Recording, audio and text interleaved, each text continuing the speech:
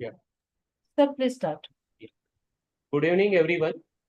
I am Dr. Sachin Patil, MAHAIAP Executive Board Member 2025 from Yavatmal, along with Dr. Sachin Vahadane, EB MAHAIAP from Ahilyanagar. On behalf of MAHAIAP, we both welcome you all, the experts, faculty, speakers, and delegates for fourth series of this Friday Ka Punch MAHAIAP Ke Sang. So, as we gather here for this academic session, we do so under the shadow of a difficult and sensitive time. The ongoing tensions and unfolding events between India and Pakistan have left many shaken, uncertain, and concerned for the future. In such moments, words often fall short, yet silence is not an option either. We begin by recognizing the gravity of what is happening. War is never just about borders or politics. It touches lives, homes, families, and futures. To those among us who have been affected directly or indirectly, we extend our deepest solidarity and compassion. As we begin, we can't ignore the difficult times our region is facing due to rising tensions. In such moments, gatherings like this remind us that learning, healing, and service must never stop. Hence, medicine is our bridge beyond politics and beyond conflict. So, today's this fourth session of Friday Ka Punch MAHAIAP Ke Sang, we have pediatric neurology updates. For this, we have two experts and five speakers from all over the region of Maharashtra. So, now I request our respected MAHAIAP President Dr. Sanjay Pakmode sir to give a welcome address. Over to you, Sanjay sir. Thank you, Sachin P. Namaskar. Good evening. As Sachin has already briefed what is happening in the current scenario, what we are facing, the tension is rising between the two countries, and every day the newer developments are there. Still, right today only IAP release proudly congratulated the Indian Armed Forces for the particular Operation Sindoor, which is a testament to their bravery, precision, unwavering dedication to the national service. Now, IAP is the biggest organization of so many, almost 31 states, 370 districts and city branches, and one overseas branch, and 30 active subspecialty chapters. And it expresses its heartfelt congratulations to the Indian Armed Forces for their successful execution of Operation Sindoor, resolute a brave response to the recent terrorist attack at Pahalgam. Indian Academy of Pediatrics solemnly acknowledges and salutes the unparalleled courage, precision, and unwavering sense of duty displayed by our armed forces. Their exemplary service continues to inspire national pride and strengthen the collective faith of every Indian in the security of our nation. In alignment with our core values of security, nation building, IAP firmly stands in solidarity with the government of India under the dynamic leadership of Honorable President Mr. Narendra Modi ji. We truly support and resolute efforts to uphold the national sovereignty, dignity of every citizen. In this challenging time, IAP and the pediatric community across India reaffirms our steadfast commitment to the nation. We pledge to remain ever ready to address the healthcare needs of our people, especially during emergencies, and extend our full cooperation to the government agencies and defense forces. Our members are prepared to offer their expert services to ensure the health and well-being of our armed forces, their families, and all the citizens of India. May long live our nation. Jai Hind. This is today released by CIAP. I thought I should read it because most of might have read it, but I thought no, few might not have read it. So I found it to read. I'm very pleased to read it on this particular occasion of Friday Ka Punch MAHAIAP Ke Sang. I welcome all the dignitaries. Today we got the expert Dr. Sanjeev Joshi sir from Yavatmal, which is a CIPB and past chairman of neurology chapter. Then Dr. Kulkarni from Pune, who is a pediatric neurologist, and our scientific chairperson, Dr. Minhas sir, and our convener, Dr. Sanjay Deshmukh, vice president, Dr. Pankaj Agrawal, editor, Dr. Rishi Lodia, today's moderators and EBM MAHAIP, Dr. Sachin Wadne and Dr. Sachin Patil, and all the other EBs of Maharashtra and other CIP EB who have joined today's meet, and also the all MAHAIPians who are attending the today's particular IAPika Friday Ka Panch MAHAIPika Sangh. I feel this is a very wonderful activity where we include the people from all the 5 regions of the Maharashtra. No doubt this time we have covered 2 people from the one region, 2 from Mumbai, Konkan, and 2 from North area, and 1 from Western and 1 from Vidarbha. So it is a wonderful mixture where we get a representation from the every region of the Maharashtra. And today this particular CM is organized for such a common topics we come across in our day-to-day practice. And every time a patient presents a challenge to us, no doubt we know most of the things in the undergraduate days, in the postgraduate days, but still we find somewhere we must know these things very logically, and we should know the proper way how to diagnose this, rationally treat, investigate it and treat it, so that, and refer it at the particular right time to the concerned person. So that is the beauty of this and the very important topics in our day-to-day practice. And I think all the people who are attending today, they will be benefited by today's particular MAHAIPika Panch, Friday Ka Panch MAHAIPika Sangh. So with this, I'll hand over to Sachin. Thank you, sir, your guidance. And now I request Dr. Amol Pawar, sir, HSG. Pallavi ma'am, sir has joined or not? नहीं, Amol नहीं है. Now I request Dr. Sanjay Deshmukh, sir, our convener of MAHAIP, for the welcome address. Good evening. As convener for MAHAIP, I firstly express my solidarity to the Indian Army and Government of India, whatever is happening, this situation.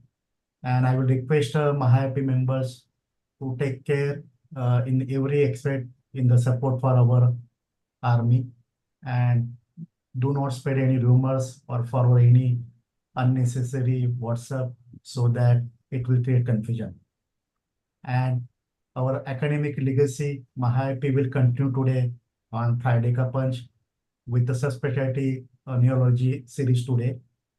Today we have our own guest, Dr. Sanjeev Joshi sir. He is executive board member from Maharashtra and ex-chairperson neurology chapter, along with Dr. Kulkarni sir from Pune. And today we are going to discuss in basics in neurology. Small topics will be covered by all young pediatricians across Maharashtra, Dr. Piyush, Dr. Payal, Dr. Sneha, and all they will discussing the topics.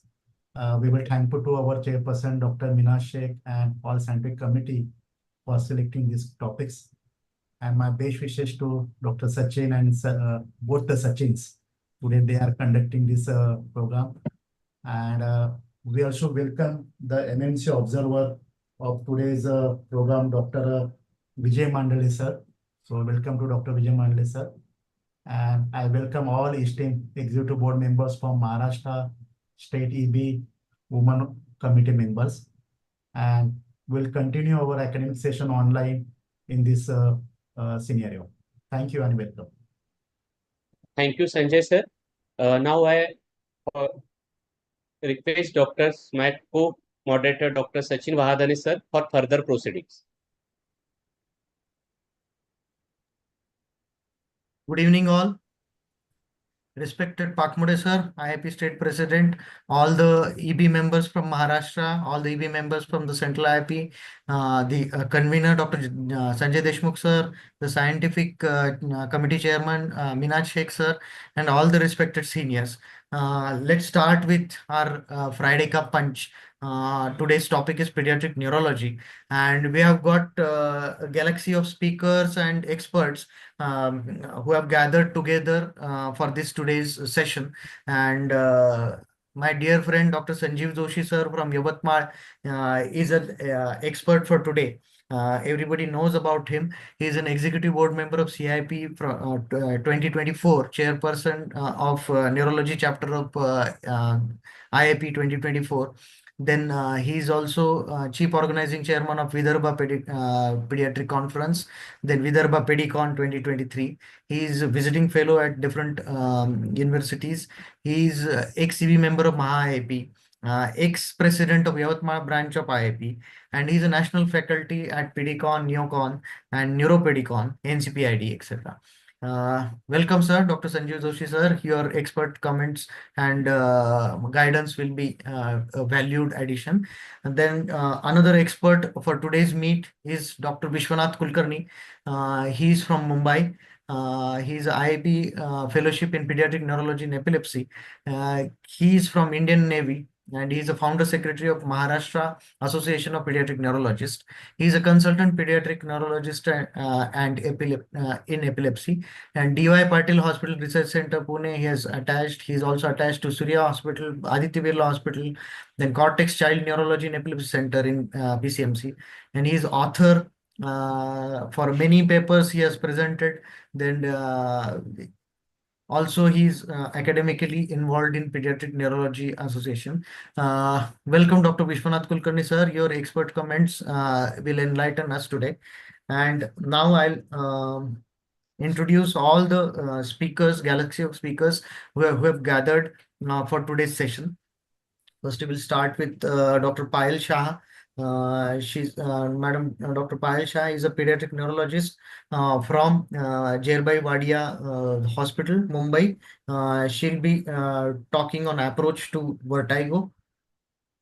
She's a senior consultant and DNB teacher at Department of Pediatric Neurology and Epilepsy at by Jerbai Wadia Hospital for Children. She has got over 13 years of experience in teaching, and she has received Bill Marshall Fellowship, received first prize for research at International Child Neurology Conference, then participated in many major clinical trials and has many publications in esteemed journals. Welcome, ma'am.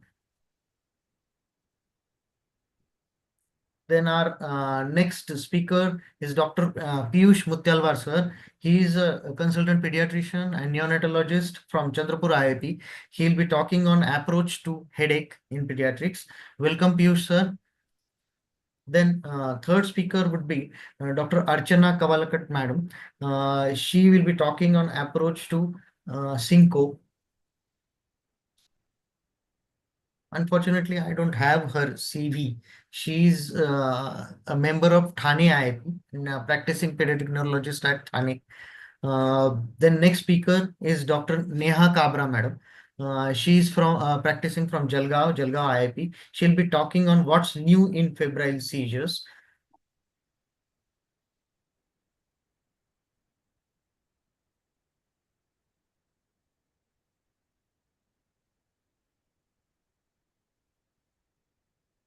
Just a moment.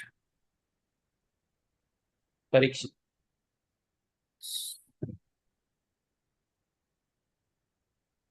Then after this, the next speaker would be Dr. Parikshit Devre, sir. He's a practicing pediatrician at Dhule, and he's consultant at many hospitals and also assistant professor of pediatrics at Dhule Medical College. And he'll be talking on status epilepticus algorithm. And we'll have MMC observer Dr. Vijay Mandle, sir. He's a senior pediatrician from Nasik.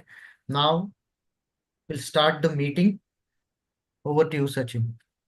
Yeah. Thank you, Bahadani, sir. Now, first, I request Dr. Sanjit Minasesh, sir, a scientific chairperson of MAHAIP Team 2025, for their words of wisdom. Minas, sir, please unmute.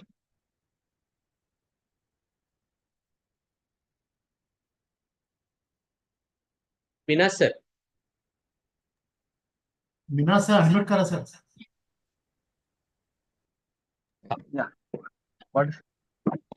Yeah. You want me to speak? Okay. I'm sorry. I echo the sentiments expressed by my friends Sachin Patil, Parkmode sir, and Sanjay Deshmukh with regard to the prevailing situations. And we are firmly with our government and the armed forces, and we believe that the best shall prevail. That's number one. Number two, we have a great lineup today with regard to our experts and our speakers. I am very much proud and privileged to, with regard to Dr. Payal, who happened to be my student, our student, and she's a senior consultant, a great pediatric neurologist at Wadi Hospital with others as well. One small request to all, please stick to time. The time allotted to presentation is around 7 minutes, and for discussion in 2-3 minutes. Definitely not 10 minutes, more than 10 minutes for one presentation.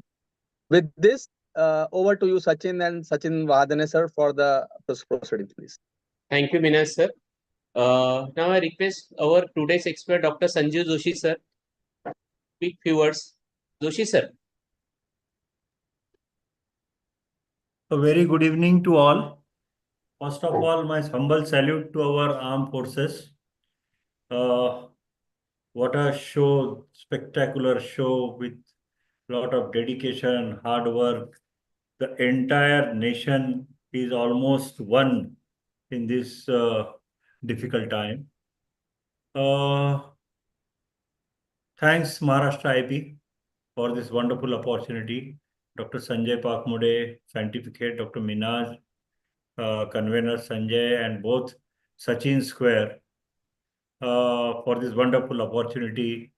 I see a galaxy of speakers on today's this virtual platform. I wish them a great luck for their presentation. Just request to be crisp and precise. And also welcome all the virtual attendees, all the Maharashtra IP staff. Thank you once again, and Jai Hind. Thank you, Joshi sir, for your blessings. Now I request Dr. Vishwanath Kulkarni sir for words of wisdom. Kulkarni sir. Hello, good Please. evening all. First of all, I am honored and I am, privileged to be in MAHAIAP Friday Punch. Thanks, Meena sir, thanks, Pakmode sir, thanks, Amol sir, and thanks, Sachin Patil sir, for giving this opportunity as expert speaker. I first of all congratulate all the participants, all the speakers for giving, their word of wisdom on the common clinical conditions which we encounter every day in the day-to-day pediatric neurology practice. We are having eminent Dr. Sanjeev Joshi sir with us, who will be guiding us and who is having extreme experience in pediatric neurology. Once again, thanks a lot. And being ex-surgeon, lieutenant commander in Indian Armed Forces, I am really thrilled. Whatever the things that are going on at border since last night. Once again, Jai Hind, Jai Maharashtra, Jai Bharat. Thank you, Kulkarni sir, for your blessings. Now we will start the sessions. So first topic is approach to vertigo. The topic will be delivered by Dr. Payal Shah ma'am from Mumbai IIT. Over to you, Payal Shah ma'am.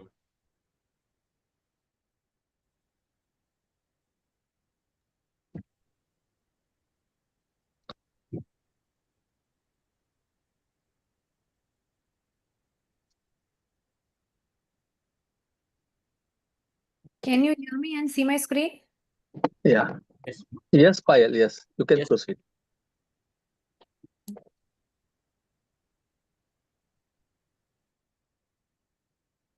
Please start. Yeah. So today we are going to discuss about approach to vertigo in children. Not wasting time, let's go ahead with the, case scenarios. To make it more interactive, I have included case scenarios in the beginning of the talk. This is a 5-year-old girl with a normal birth and development who comes with complaints of sudden brief episodes where she clings to her mother, looks pale and fearful. Each episode lasts for 1 to 2 minutes, and the episodes occur several times per month. There's no loss of associate consciousness, headache, or vomiting. There's history of migraine in the mother, and the physical examination, including the neurological examination, is normal. We'll go to case 2. We'll discuss all the cases at the end of the presentation. Case 2 is a 15-year-old girl, comes with complaint of frequent episodes of spinning sensation lasting for 30 to 60 minutes. These episodes are frequently associated with headache, photophobia, nausea. The episodes are triggered by lack of sleep, stress, skipping meals. There's history of similar complaints in the mother, and her examination as well is normal. The third case is of a 10-year-old boy who comes with acute onset difficulty in walking, dizziness, unclear speech, swallowing difficulty, and headache. There's some history of fever for 2 to 3 days. On examination, he has direction changing nystagmus, ataxia, dysarthria, and bulbar weakness.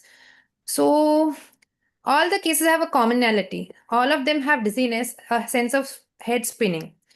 So, coming to the physiology of balance, the vestibular nuclei receives sensory inputs from the labyrinth, from the hearing apparatus, from the visual sensory organs, and from proprioception. This input is integrated and then analyzed by the vestibular nuclei. The brain perceives it, and in response, it influences the eye movements, the truncal stability, and the spatial orientation. This is the basis of balance. Any disturbance in any of the circuits connections causes imbalance.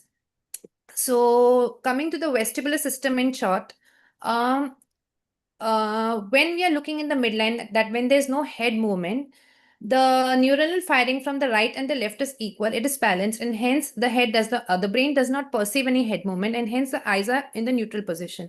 But once you move the head to one side, for example, if you're moving the head to the left, the neuronal firing on the left side is increased, and there's an imbalance on the right and the left. So in this case, the head perceives this increased neuronal firing as movement to the left, and thus the compensatory mechanisms are stimulated like the eye movements. Today we are going to discuss about vertigo, but before we go to vertigo, let's discuss about dizziness. Dizziness is and it can be because of vertigo, can be because of pre-syncope, syncope, disequilibrium, or it could be psychogenic or functional. Today we are going to discuss only on vertigo. So what is vertigo? Subjective sensation of movement such as spinning, turning, tilting, or whirling of the patient or of the surroundings. But do children come to us with this kind of complaint? They usually don't come with this kind of complaints, especially the younger ones. Why is it so different in children? They have different etiology of vertigo as compared to adults. The manifestations are short-lived owing to rapid compensation. The child's inability to explain his symptoms, and the feasibility of the diagnostic and the clinical evaluation in the children is difficult. So what are the indicators of dizziness or vertigo in children? Parents can come with complaining that the children come clinging to the parents or the caregivers. There can be a complaint of unprovoked fright. There can be clumsiness with frequent falls, especially when the other sensory inputs are decreased, especially in the dark environment. Delayed motor development. The child usually prefers to keep his eyes closed without wanting to move around. This can be the complaints with which the parents bring the children to us.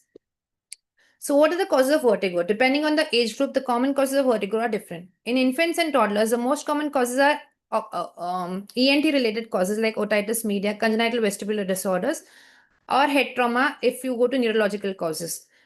In preschoolers, the most common cause is benign paroxysmal vertigo of childhood, which is a migraine variant. The other causes include vestibular neuritis, labyrinthitis, otitis media, and other migraine variants like vestibular migraine. As we grow older, benign paroxysmal vertigo of childhood becomes lesser and vestibular migraine increases. Sometimes there can be persistence of benign paroxysmal vertigo of childhood.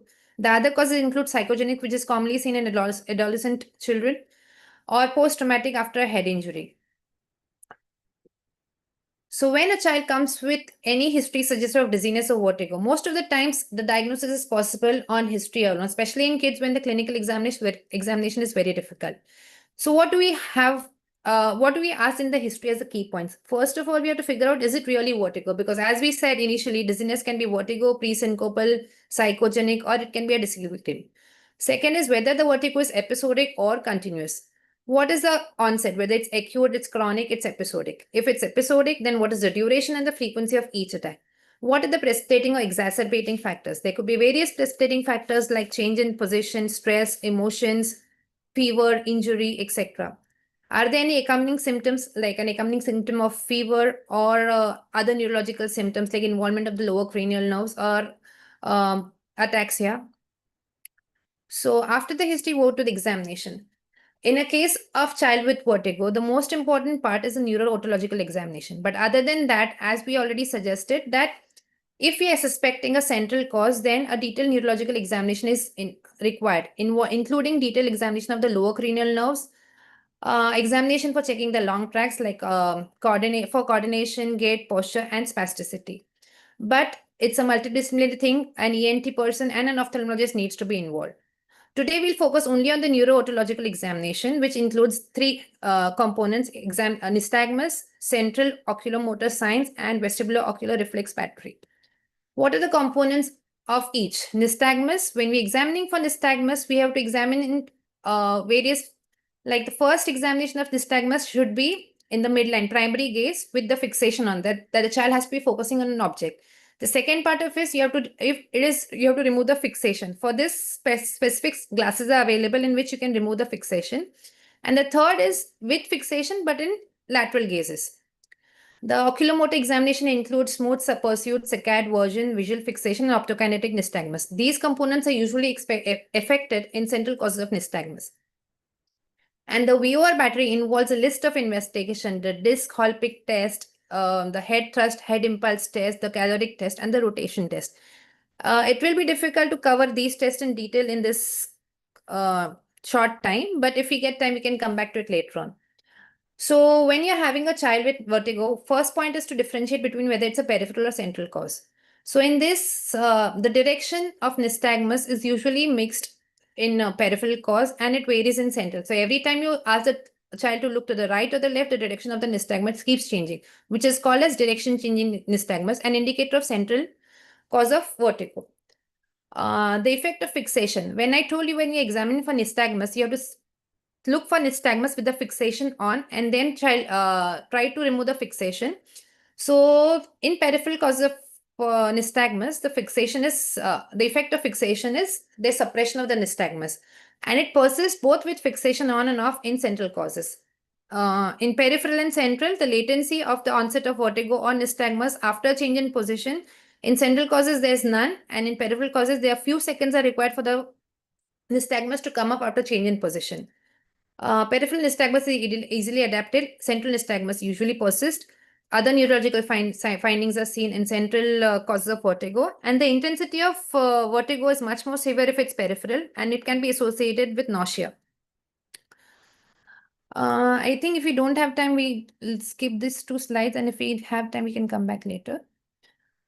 So what are the red flag signs? Red flag signs are the signs which mean there is a severe cause, a serious cause of vertigo, and especially a central cause of vertigo.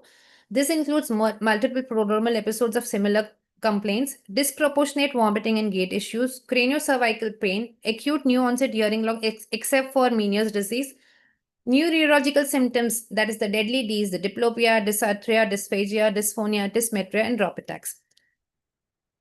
So coming to a child with vertigo, neurological vertigo, when we come to a kid with neurological vertigo, we have to think about whether it's acute or chronic, and whether it's the first episode or it's recurrent. So when you have an acute episode of vertigo, it's the first episode. First, we have to ask about the history of trauma. If there's history of trauma, the reason could be labyrinthine concussion or perilymphatic fistula. If there's no history of trauma, then ask for history of upper airway infection. If yes, it could be vestibular neuritis. If no, then ask for any other triggers. If the trigger is a stress or exercise, it can be a somatoform vertigo, a familial episodic ataxia, which is a genetic condition. If the trigger is a positioning change, it could be vertigo mimic like an orthostatic hypotension or vestibular neuritis. If there is no trigger, then ask for history of any drugs which can cause vertigo. It could be an iatrogenic form of vertigo. If the vertigo is chronic and recurrent, ask for history of migraine. If there's history of migraine, ask for the age of onset. If the age of onset is less than 5 years, think about benign paroxysmal vertigo of childhood. If the age is more than 5 years, consider vestibular migraine. If there's no history of migraine and the child has autonomic symptoms during the episodes, again think of BPVC. And then go and check if there are other neurological deficits. If neurological deficits are there, then it could be a vascular CNS disease or demyelination. If there are no other neurological deficits, then it could be vestibular paroxysmia, or it could be a visual concern like anisometropia or Vergen's abnormalities. Now, when we say CNS disorders, it can come as an acute episode or can come as a recurrent episode or can come as a chronic episode. So ideally, it should be on both sides. Coming to the diagnostic workup. As I already told, management and of vertigo is a multidisciplinary approach. It involves a pediatrician, an otorhinologist, an ophthalmologist, and a neurologist. So basic hearing assessment is done, whether it's associated hearing loss or no. Vestibular testing includes multiple tests, which includes video nystagmography, caloric test, rotational test, etc. MRI if or neuroimaging if central cause is suspected. CT can be done if head injury is suspected. And other investigations like EKG to rule out cardiogenic causes of dizziness. Management approach in a case of vertigo, treat the underlying cause if it's treatable. Vestibular suppressants like meclizine may be helpful, but most of the times in the episodic vertigo, where the episodes are very short-lived, like benign paroxysmal vertigo of infancy, it may not be really helpful. Migraine prophylaxis are usually used in migraine mimics, migraine precursors or migraine variants. And these medications include drugs like propranolol, valproate, topiramate. In younger kids, you can also use cyproheptadine. Vestibular rehabilitation is an important part of management of vertigo, especially in the chronic vertigo cases. And repositioning maneuvers, especially it is used in benign positional vertigo, benign paroxysmal positional vertigo, but this is relatively uncommon in kids and it's a more of an adult onset disease. So coming back to the cases, AK, a 5-year-old girl with normal birth and development, comes with sudden brief episodes where she clings to her mother, looks pale and fearful. Each episode lasts for 1 to 2 minutes, several episodes per month, and no associated complaints with a family history of migraine. So what do you think this could be? The child is young, less than 5 years, has brief episodes where she clings to the mother. As I already told you, a kid will never come with complaint of vertigo. So clinging to them, she feels uncomfortable when she has vertigo, not able to communicate what's the problem. And out of fear, she clings to the mother. Sometimes they are associated autonomic symptoms, and due to which she might look pale. So the clinical diagnosis in this child is benign paroxysmal vertigo of childhood. It is a benign condition and must be differentiated from other serious causes. It is one of the migraine variants and precursors of migraine. It is self-limiting. The child may evolve to develop migraine later on in life. There's a strong family history of migraine in these patients, and treatment is reassurance, cyproheptadine, propranolol, and topiramate.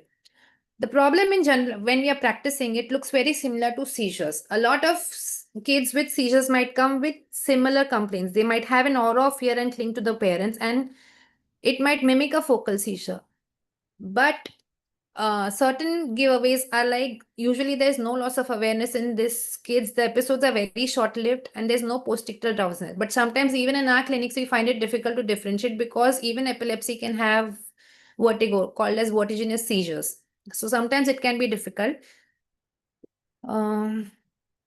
The migraine variant or precursors, depending on the various age groups, they can start from early infancy in the form of infantile colic. They can come as benign paroxysmal torticollis of infancy, benign paroxysmal vertigo of childhood, cyclical vomiting syndromes, and abdominal migraines.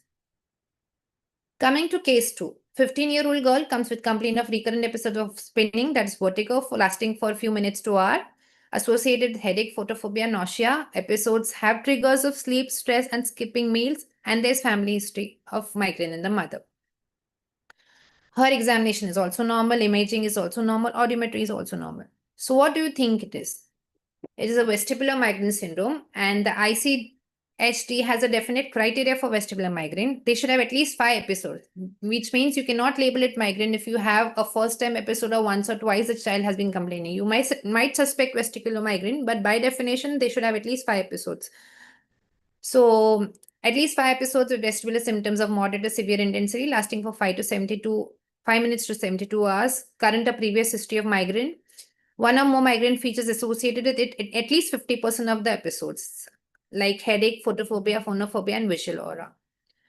So this is vestibular migraine. As we have already discussed, treatment is migraine prophylaxis if the episodes are very frequent. Case number 3, a 10-year-old boy comes with acute onset difficulty in walking, dizziness, unclear speech, swallowing difficulty, headache, history of fever for 2 to 3 days. On examination, he has direction-changing nystagmus, ataxia, dysarthria, and bulbar weakness. So what are the red flags, which we have already discussed the red flags? What are the red flags in this? It's a very acute history. There are other neurological signs like the deadly Ds, the dysarthria, the dysphagia, the direction-changing nystagmus, which is a very important indicator of it being a central cause of vertigo. MRI in this child was suggestive of demyelination. What is the close DD for this is stroke. Posterior circulation stroke affecting the basilar circulation can cause similar findings. So obviously a neuroimaging is indicated and accordingly further plan of management has to be decided. So the take home message is the odds are in your favor. Most vertigo in children are related to benign causes like migraines. Don't overlook the obvious like history of trauma or the tympanic membrane or otitis media. Do simple screening to rule out other life-threatening causes like cardiovascular causes for dizziness. Always do an ECG and check for BP. And look for signs of underlying neurological cardiac causes. Timely referral where needed. Thank you. Thank you, ma'am. Now I request Dr. Vishwanath Kulkarni, sir, expert, for sir's expert's comment on this session. Yeah, thank you, Dr. Payal, for such a elaborative talk on vertigo in such a short span of time. As we all know, vertigo is very common clinical condition which comes to the pediatric neurology practice. As you correctly told, how to differentiate between, say, the benign and the malignant one, what we can say, the forms of the vertigo. So the red flag signs which she has told about dysarthria, dysphagia, diplopia, where you are supposed a pediatrician should be always have some thing in his mind that I'm not dealing with the simple benign vertigo versus the malignant, that is the central cause of the vertigo. And the timely referral is again very important. The management is flunarizine, what she already covered, the topiramate. And also she comprehensively told about the Apple's maneuver as well as the Hallpike's maneuver, which we are supposed to do in any child with the vertigo. So any other queries from the esteemed panelists? Sir, we will take all questions at the end of the all topic. That will be better. Perfect. This is a great talk. Thank you, Vishwanath Kulkarni, sir. Dr. Joshi, sir, do you want to comment anything?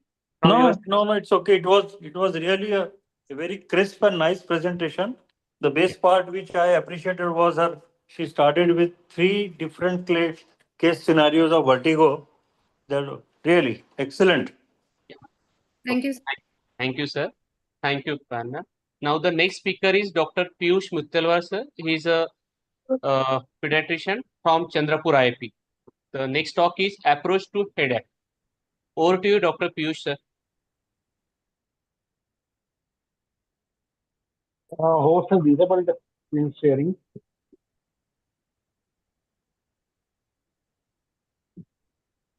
Sir, you have permission. Kindly share. There is one more. Ma'am No, has stopped not the sharing. You can share now, sir. Host disabled. There are 2 actually. No, still not there. Okay. Sir, try now. Sir, try now. Sir, please try.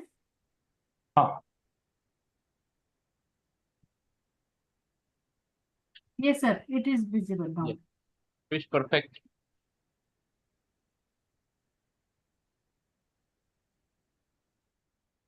Piyush, make it full screen.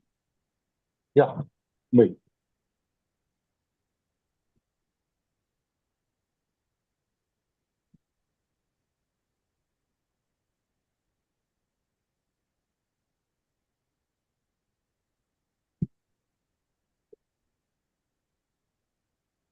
Okay. Yeah. So myself, Dr. Piyush Muttalwar from Chandrapur, would like to thank all the office leaders of IIP, Maharashtra IIP, for giving this opportunity. Without wasting much time, I will start my topic, which is approach to pediatric headache. And first, most important thing, medical cause still remains the second most common cause of headache in adult married males. What is definition of headache? Headache is a pain located in the head above the orbital line or the knuckle ridge. What is this? It is a line drawn from the outer canthus to the center of external altimeter. So how will you approach to the case of pediatric headache? There are a few steps. Step 1 is history taking. Step 2 is physical examination. Step 3 is identify the red flag signs. And if you identify any red flag signs, go for the investigations. And if there are no red flag signs, classify headache type. After investigation, do the diagnosis, do the management, and the follow-up. So what are the steps which are important in the history taking? Duration of illness, pattern of the headache, frequency of the headache, duration of each attack, severity of pain in relation to the interference with activities, location of the maximal pain. That should be frontal, temporal, occipital, sinus, or periorbital region. Quality of pain, whether it is throbbing type, stabbing type, or squeezing type. Factor, caffeine, hunger, noise, smell, stress, sleep, change in altitude or travel. Symptoms during the attack: anorexia, nausea, vomiting, light intolerance, noise intolerance, and pallor. We should ask living factors and symptoms between the attacks. Family history of migraine should always be asked. So this is the sites of headache with their common causes. As you see, sinus headache is common in the frontal area and below the eye region. Tension headache is mostly in the full frontal area. Migraine is half of the head, and cluster headache mostly over the eye region. Physical examination, vitals, blood pressure and temperature, growth parameters, full neurological examination, fundoscopy, neck stiffness, and ENT checkup. After the examination, look for the red flag signs. The mnemonic here is SNOOPY. SNOOPPY. S stands for systemic signs and symptoms. N stands for neurologic signs and symptoms. O for sudden onset. O for occipital location. P, previous history of headache with any new, worse, or different character of headache. P, progressive nature. P, precipitated by pressure and vertigo maneuver. P, postural components of the headache, and age less than 6 years.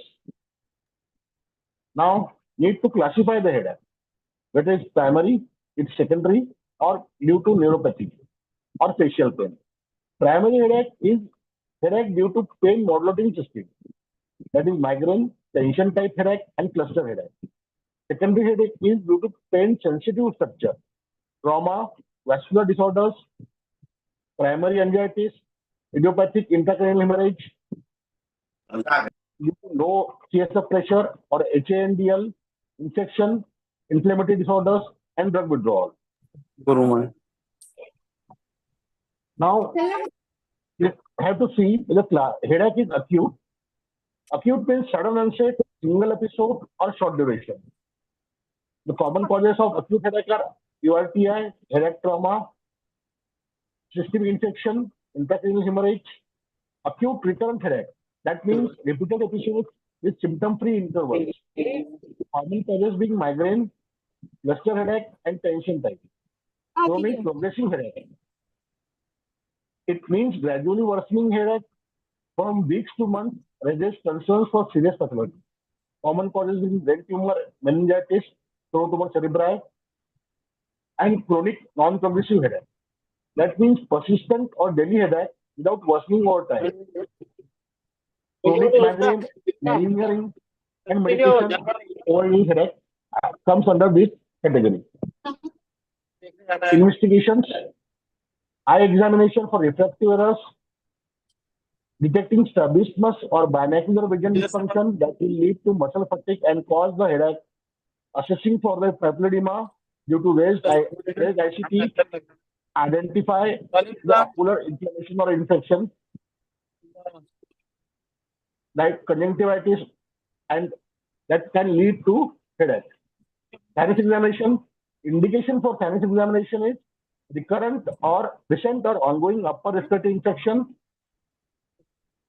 headache localized to face or forehead, Headache worsen with the positional changes, associated symptoms like positional trip, cough, fever, halitosis.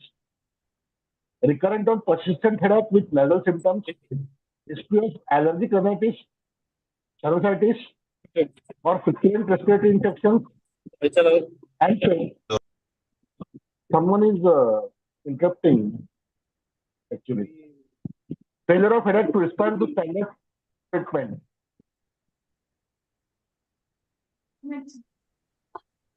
नाम बदलना चाहिए बोलो तो कह रहे थे बोलो Pallavi madam, Please mute. नहीं somebody खबर देने वाला बोलो please mute. बोलो तो खबर लाने का पहुंचाने का आगे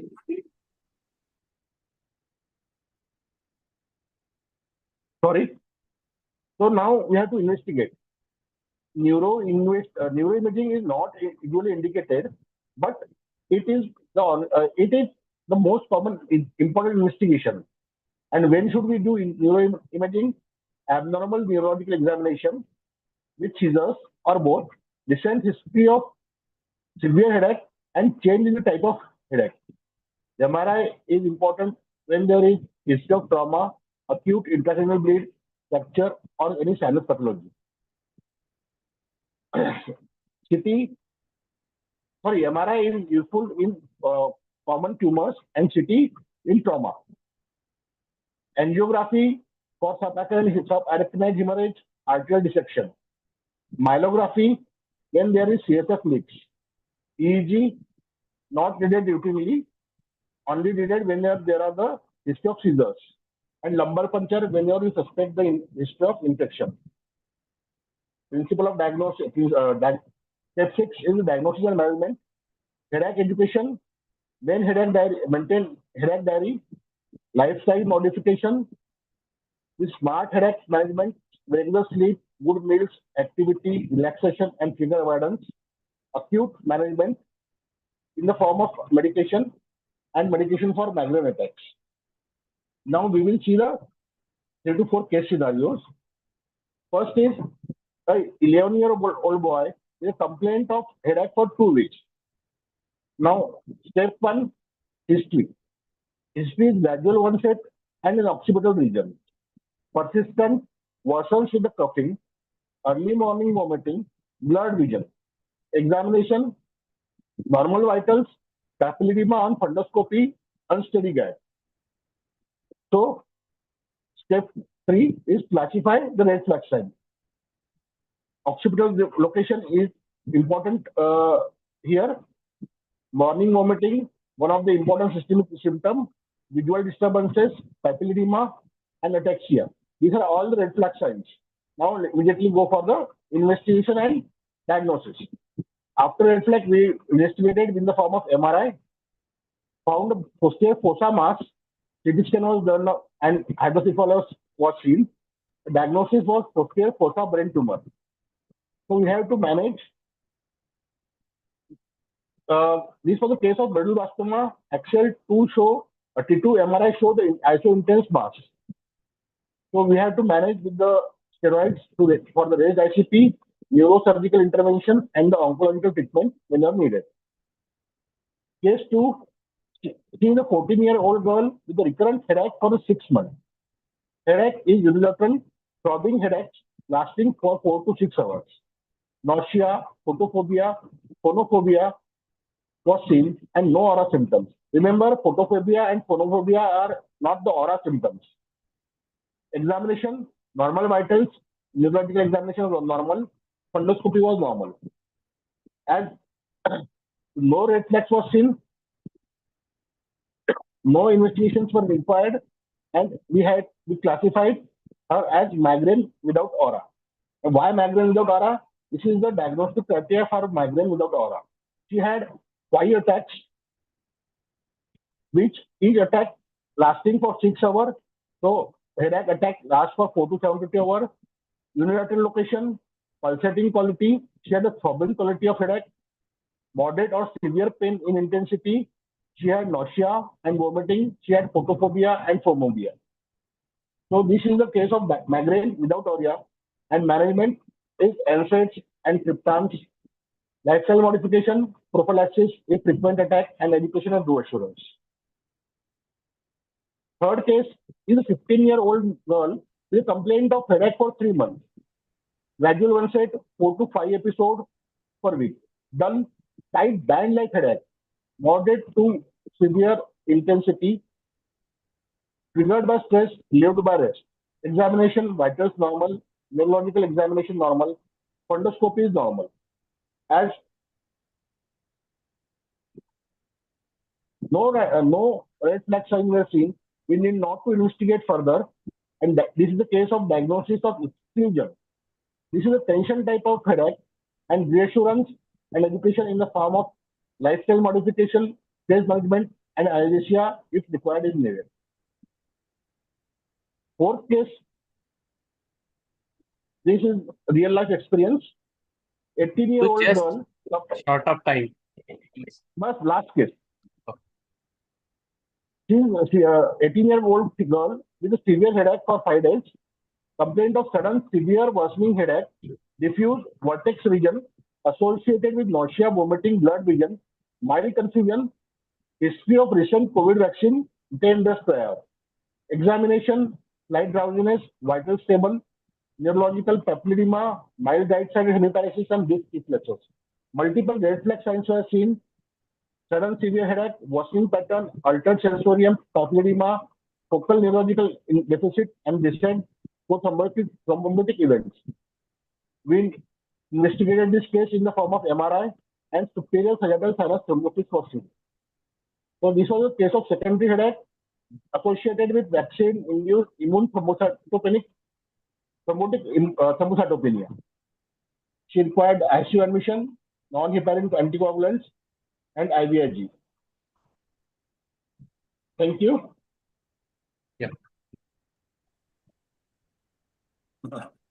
Thank you, Piyush. Now I request our today's expert, Dr. Sanjay Joshi, sir. Sir, your expert comment on this session. So thank you, Piyush. Very crisp, lucid presentation. One of the most common neurological problem with which the patient comes to you is headache. Now, when I look at a headache, the most important part is history. See, neurology is all about history, and history. Okay. So after a good history, you should be able to classify that particular headache in the so-called 4 categories, which are acute but episodic, chronic, progressive, and chronic, non-progressive. So after the history, I could draw some or other conclusion how to put amongst all these 4 that particular child. Then comes identifying the red flag, which you have nicely elaborated. The Snoopy is for mnemonic for adult, but can be extrapolated to the pediatric age group. I must see a red flag whenever I'm suspecting whenever an acute onset is there. Acute onset, unless proved otherwise, is always a secondary headache. Okay, so each and every acute headache child has to be followed up very regularly for recurrent episodes and for development of other neurological signs. Then comes my second step. Third step rather, after identifying the red flag, do I need to do any investigations? So if at all I have a red flag, then I have a battery of investigation. But if I don't have a red flag, so the common investigations, very common investigation of fundus examination has to be done in each and every child. And then at the last, I can be pretty sure which headache I am dealing with, whether it is a primary headache or whether it is a secondary headache. So history,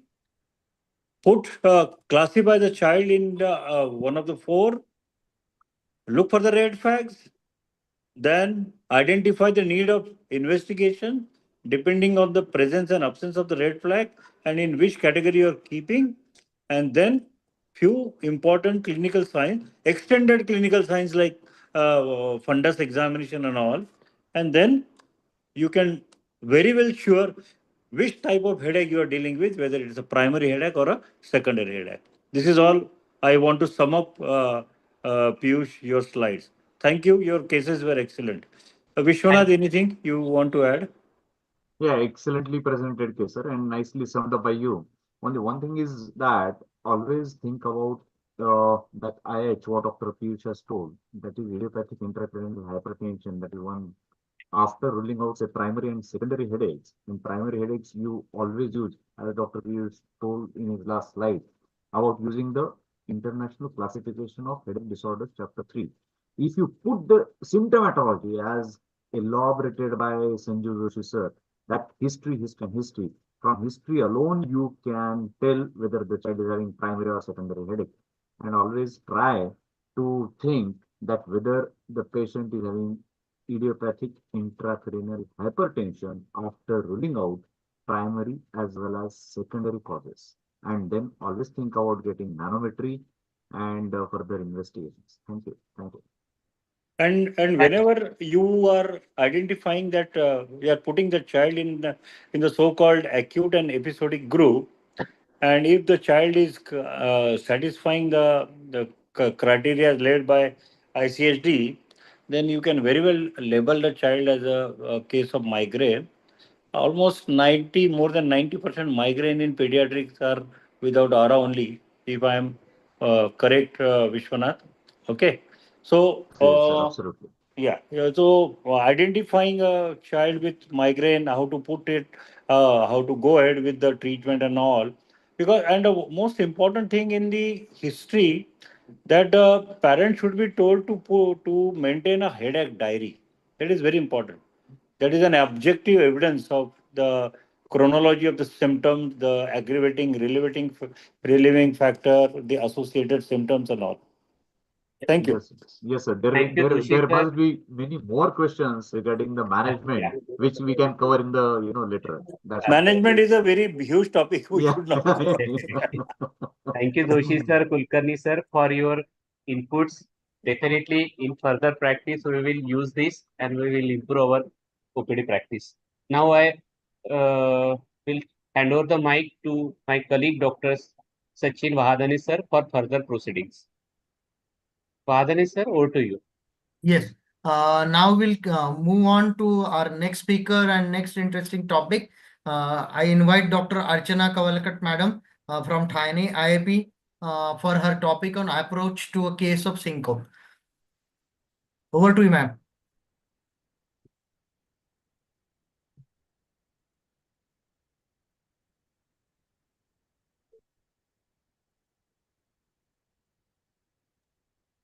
Can you hear me? Yes, ma'am.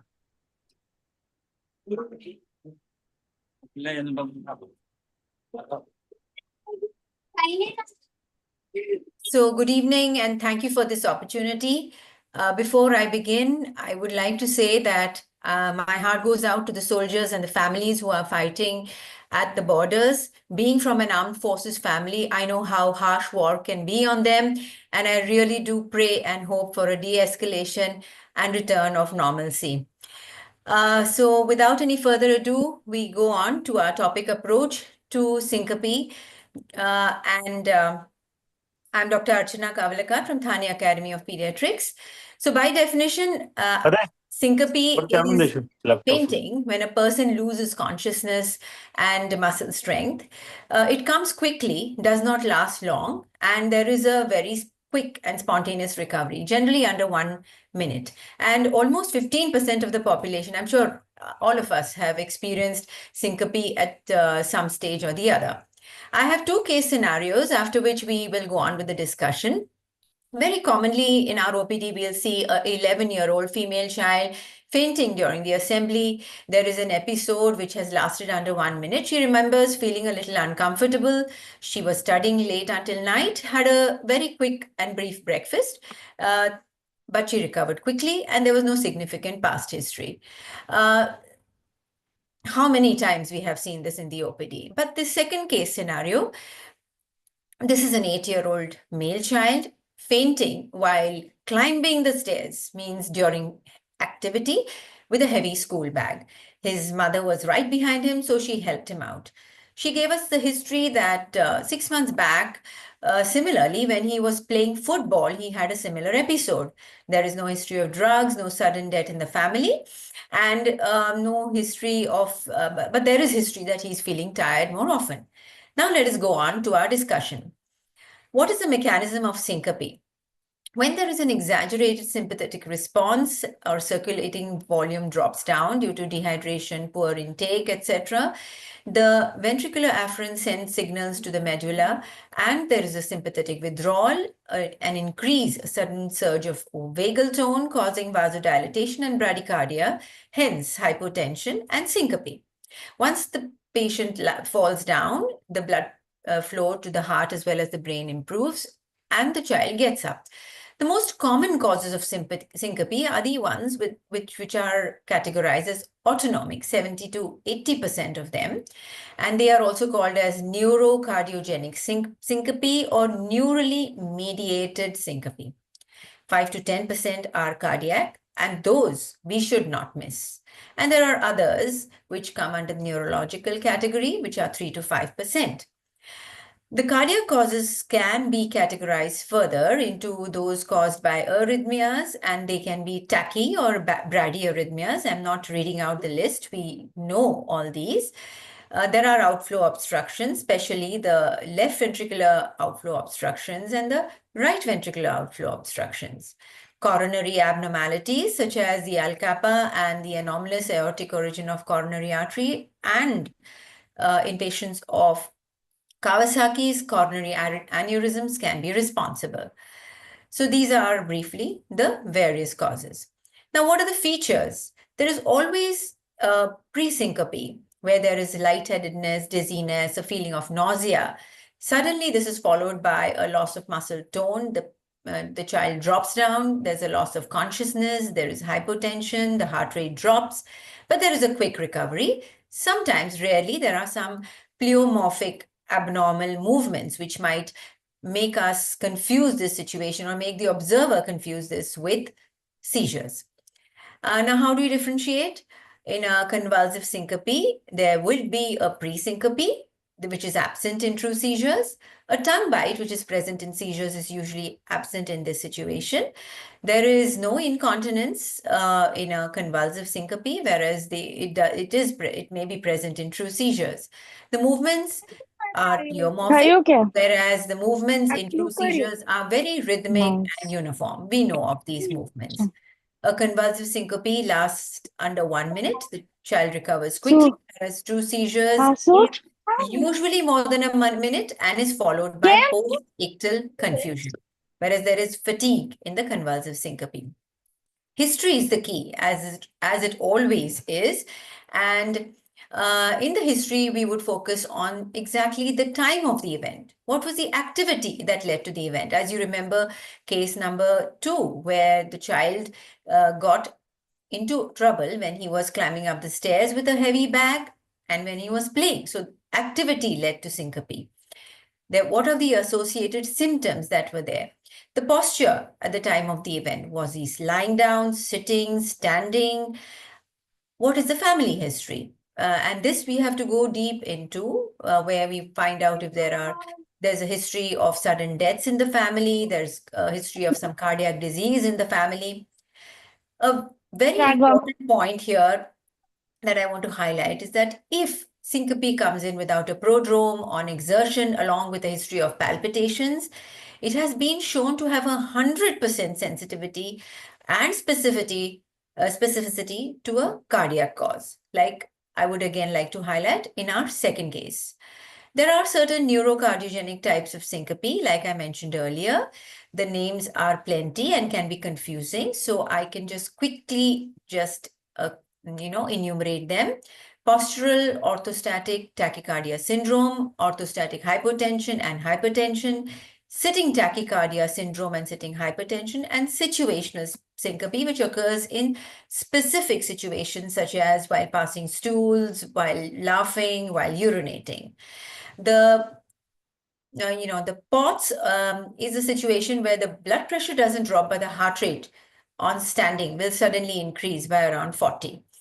Drug-induced syncope is one where on history you would find that there are some drugs which could be responsible. Now, what are the red flag signs? Again, these red flag signs are extremely important because a cardiovascular cause is something that you would never want to miss. Syncope, which comes on exertion, syncope without prodrome, syncope in the supine position, syncope in a case who has a known cardiac cause. In a known case of Kawasaki's, like I said, sudden death in family members who were less than 50, young family members, cardiomyopathy in the family. It runs, it's a genetic disease, and so it may run in families.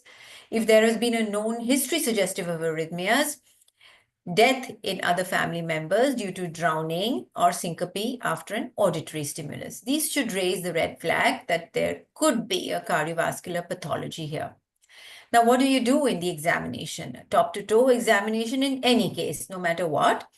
And although this is a discussion of syncope, we know that patients with dengue, a prolonged illness, can come with syncope. So we do a top to toe examination to rule out any other illness. We look for pallor, deficiencies, neurocutaneous markers to find out if there is a CNS cause.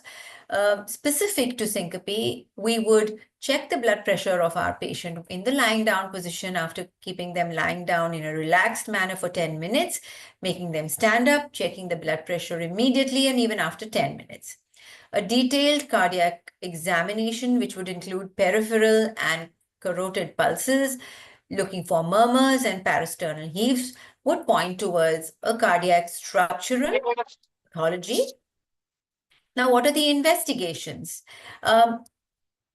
I think the regular garden type of syncope which comes in, one would analyze very deeply on history and would decide whether or whether not to go for investigations. But an ECG in the lying down position and standing position is really recommended because you miss a cardiac cause and it could be really, really very dangerous.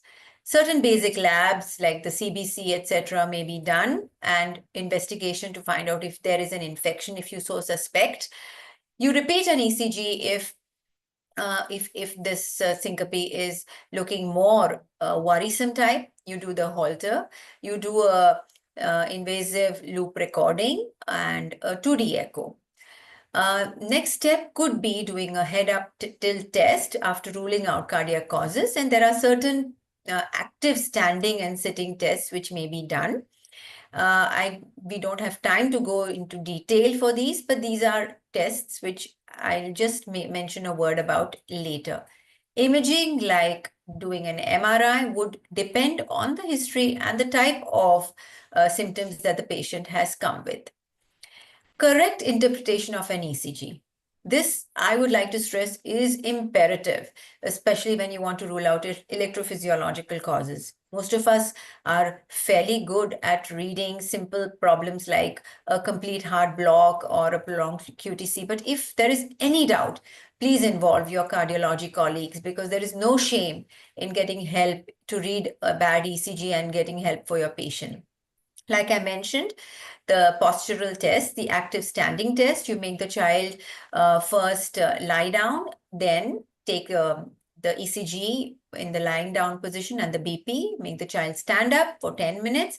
A drop in the BP systolic less than 80 and diastolic less than 50. There are different parameters for different age groups. A decrease in heart rate. For different age groups, there are different parameters. It's easily available, so I'm not reading this out. And changes in ECG showing a sinus arrest or a junctional escape rhythm on standing are positive signs. Similar active sitting tests and head-up tilt test is done. Now, head-up tilt test is done on this kind of a table where after keeping the patient in a lying down position for up to 30 minutes, the tilt is done to up to 60 to 70 degrees, and you look for the positivity of the test, as I mentioned earlier. The Holter monitor, we all know, records the ECG for a 24-hour period. Briefly, the approach, history taking, A good physical examination, active standing test, active sitting test, and an ECG will help us classify and put it into the definitive diagnosis of the various situational POTS, OH, OHT, etc., as I mentioned earlier. If you examine the cardiac system well, you could be able to point out cardiac pathology. ECG, Holter, electrophysiological studies will help you further. We would do metabolic screening or genetic tests if you suspect some genetic cause, glycemia, etc. If there is no definitive diagnosis you have obtained in spite of doing these tests, you classify it as unexplained syncope.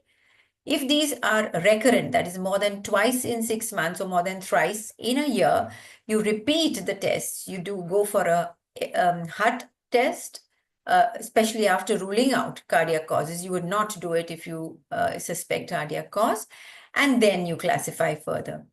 If we are unable to explain and most of the tests are normal, you keep this patient under close follow-up.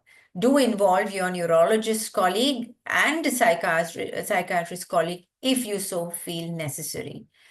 Briefly summarizing the neurally mediated syncope, the cardiac syncopes, of course, you would treat the cause, but here health education is primary. Avoid triggers, avoid pre-syncope, use physical counter pressure measures. I'll show you a picture of that.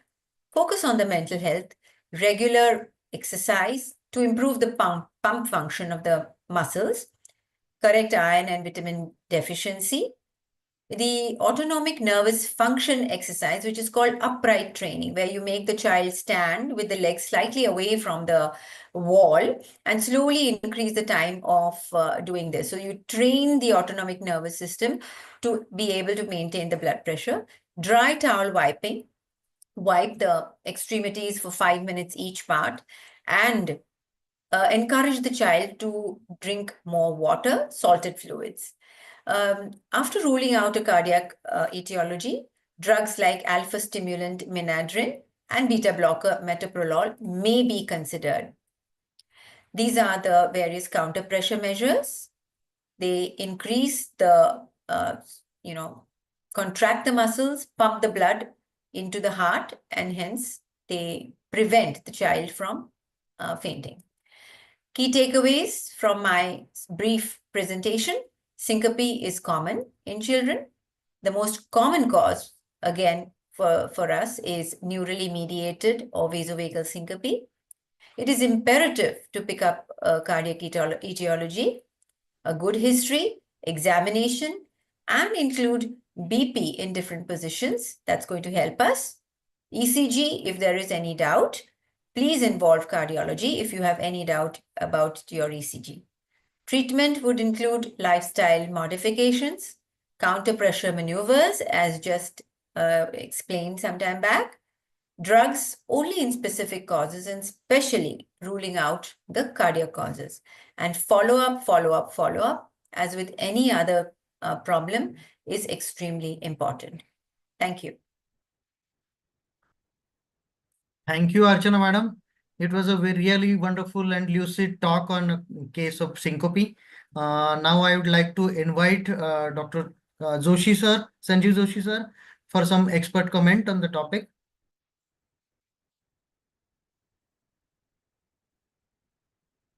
Joshi sir. Okay, we'll move to Dr. Vishwanath Kulkarni sir. Yeah, thanks a lot for this lucid presentation on syncope. As a pediatric neurologist, I would like to just make few comments on this because I am supposed to see whether it is cardiogenic or non-cardiogenic syncope. Most of the time in pediatric practice, it is a, as ma'am correctly told, it is like vasovagal syncope. And what she, started her presentation with a crisp cover drive with a child standing in the, school. That is the most common scenario where we get the child fainting. And what is the most important? कि उसने हाथ पैर टेढ़े किए, चेहरा भी टेढ़ा किया, the child is having seizure or not. So you have to differentiate whether the child is having epileptic seizure or non-epileptic seizure. And syncope is one of the major and most important cause of non-epileptic seizures in pediatric age group. At the same time, we have to consider breath holding spells as the type of syncope. Okay, the second thing. The third thing, the ECG is very important to rule out the cardiogenic cause, as ma'am correctly told, to rule out the prolonged QT syndromes. The second case, which she elaborated on, when the child is having syncope after exertion, after playing football, or after playing something, you have always think about the cardiogenic causes.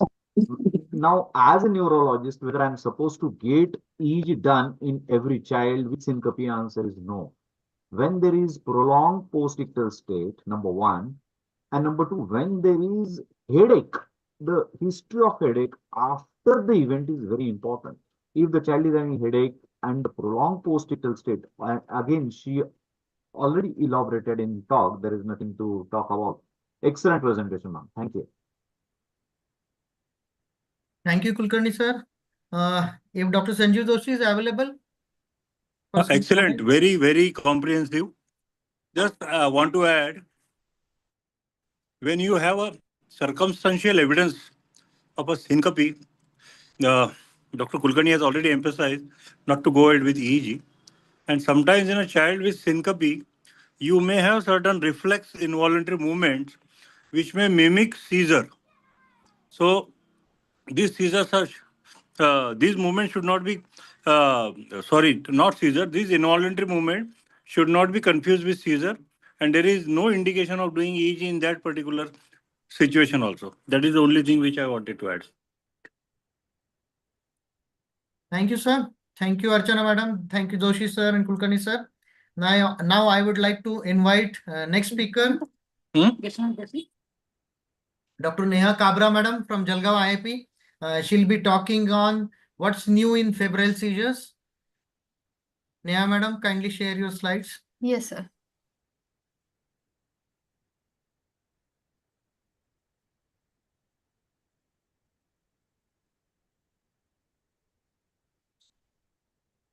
Good evening, everyone.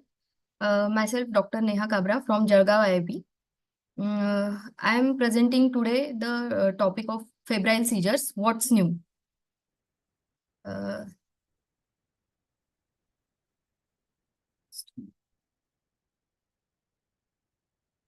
Introduction.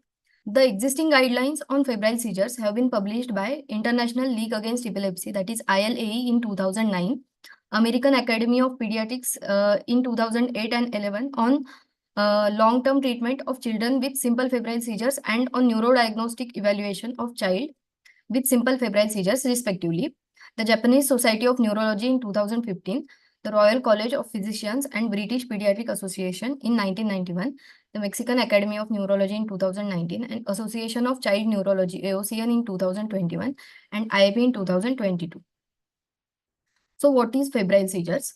These are seizures accompanied by fever, that is temperature more than 38.4 degrees Celsius or 101 degree Fahrenheit, without CNS infection, metabolic disturbance, or history of afebrile seizures, or any acute neurological insult, that is severe electrolyte imbalance or meningitis or head trauma, in children aged less than children aged 6 months to 6 years of age.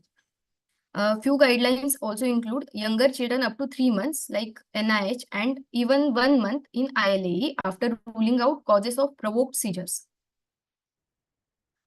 These are some important terminologies related to febrile seizures. So what is febrile seizure plus? Febrile seizures that continue past the usual age where they are expected to resolve, that is 6 years, and or accompanied by afebrile generalized or focal seizures. What is GEFS plus? That is genetic epilepsy with febrile seizure plus. Febrile seizure plus with family history of febrile seizures or febrile seizure plus, or afebrile generalized or focal seizures. What is afebrile febrile seizures? These are seizures in acute infectious illness, particularly gastroenteritis, without documented fever and features consistent with simple febrile seizures. What is febrile status epilepticus?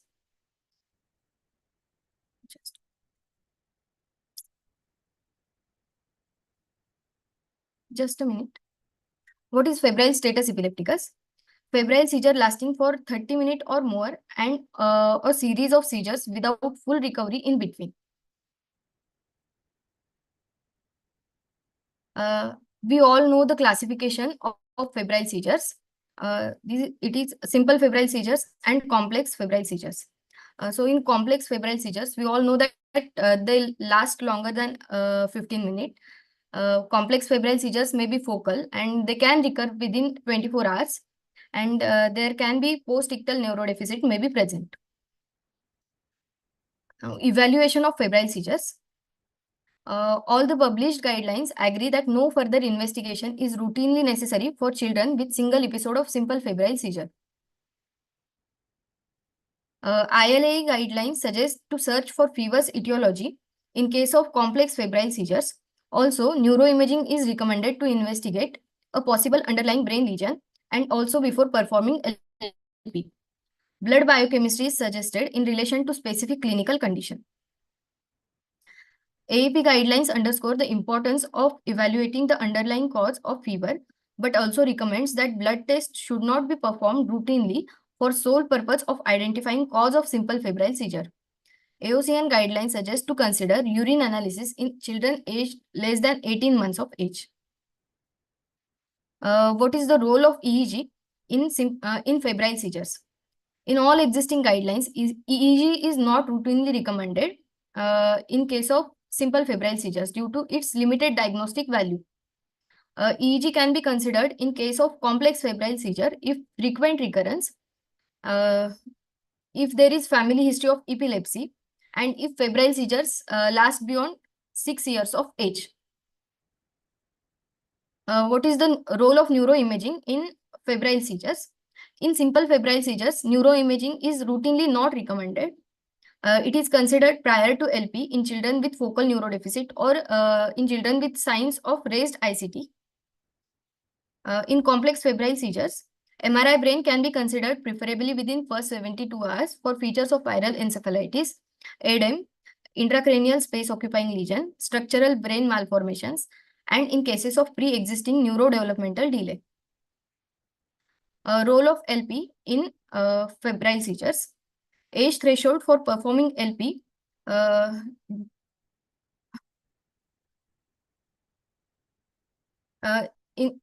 differs in the older recommendation, differs from most recent ones. AAP and IAP states that LP is considered in simple febrile seizures if features of meningitis are there.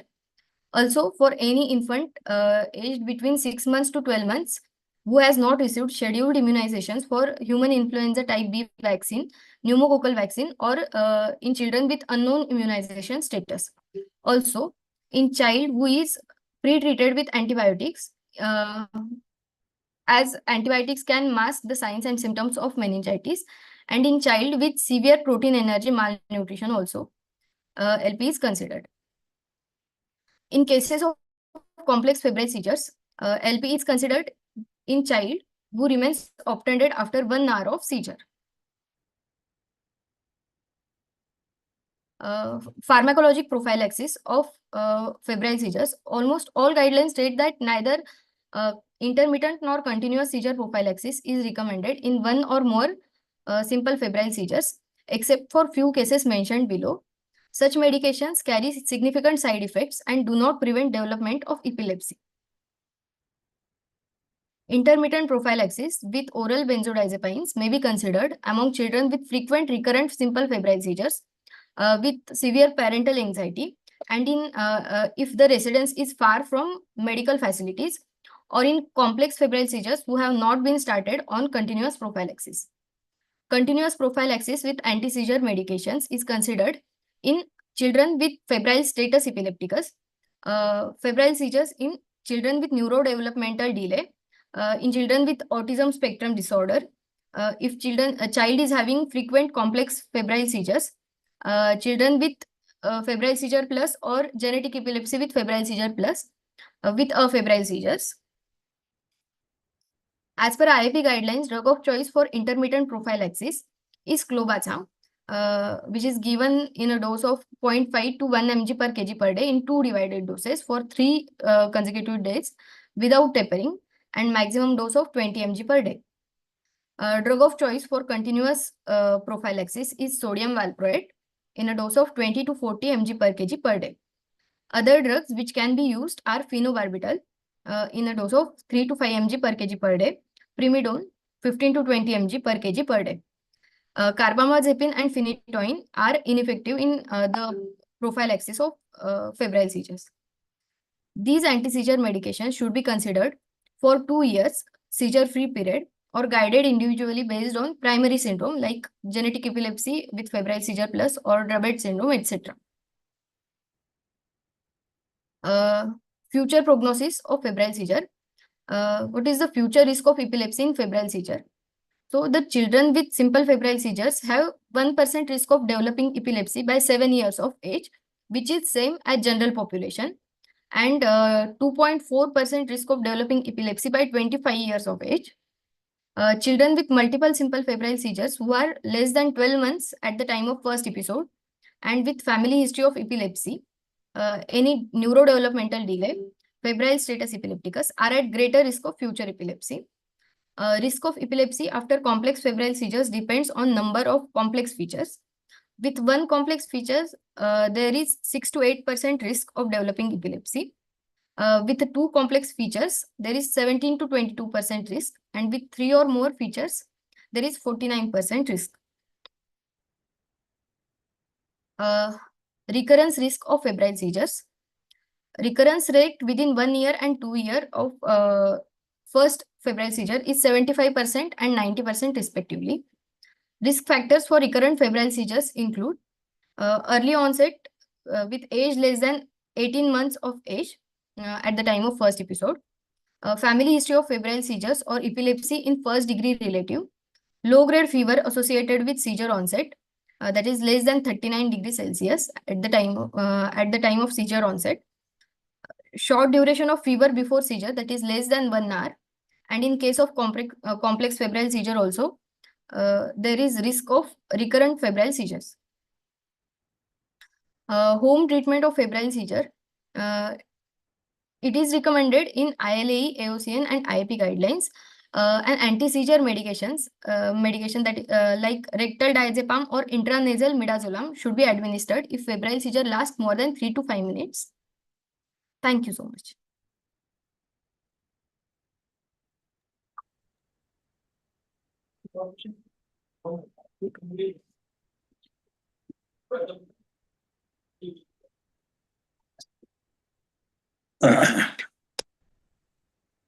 Thank you, Neha madam. It was a lucid talk on a very common topic. Dr. Sanjeev Joshi sir, kindly give some expert comments. Excellent, Dr. Kapra. Just few addition. Certain authorities like ILE, they are going down with the age of onset of even the simple febrile seizure as low as 3 months. But we should stuck up to the 6 month, the lowest age limit. AAP and IAP have a consensus for 6 months only. That is one. Then regarding the workup, it should be directed to identify the cause of fever, not for the diagnosis of febrile seizure. Then the most important part, when a child comes to you below 12 months, is going to do LP or not. Then we have certain guidelines. The most popular one is AAP 2011, and also we have IAP practice parameters. You have nicely elaborated them. Only thing I would like to add, if at all the child's age is just below 6 months, always do an LP. If the child is about 12 months of age, it is physician discretion. And between 6 to 12 years, you have already mentioned what are the indications of LP. And if at all you are not doing an LP in that particular scenario when LP is warranted, always admit a child and look for the, at least for 24 hours, look for the progression of the neurological signs. Another thing, EEG should never be done in simple febrile seizure. Never, not at all indicated. And there is no scope of neuroimaging in a typical case of simple febrile seizure. And you were telling the continuous prophylaxis. See, continuous prophylaxis is out of the domain of simple febrile seizure. Even complex febrile seizure per se, you have to identify that particular child who needs continuous prophylaxis. Could be a spectrum of SCN1 mutation, like the first presentation as simple febrile seizure. Then you have recurrent febrile seizure. In the background, you have history of consanguinity, you have history of family history of epilepsy, and then sometimes you have a febrile seizure.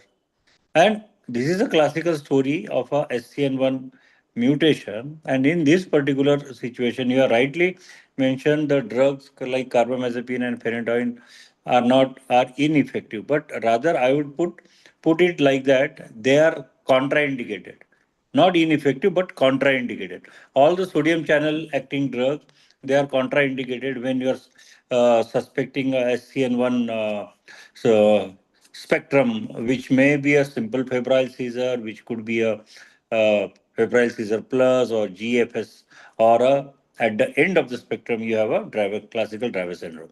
Thank you, but it was really wonderful. Thank you, sir. Dr. And Vishwanath Kulkarni, sir? one more thing.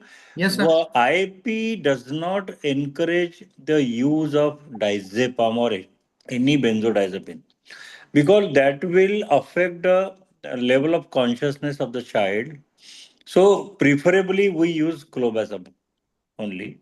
And of course, for the abortive treatment, there is the best would be intranasal midazolam or any other route other than IV midazolam. Non-IV midazolam will be the best choice for aborting the acute seizures. Thank you. Thank you. Dr. Kulkarni, sir, your expert Hello. comments, please. Yeah, thank you, Dr. Neha, and thank you, Dr. Sanjay Joshi, sir, for the expert comments.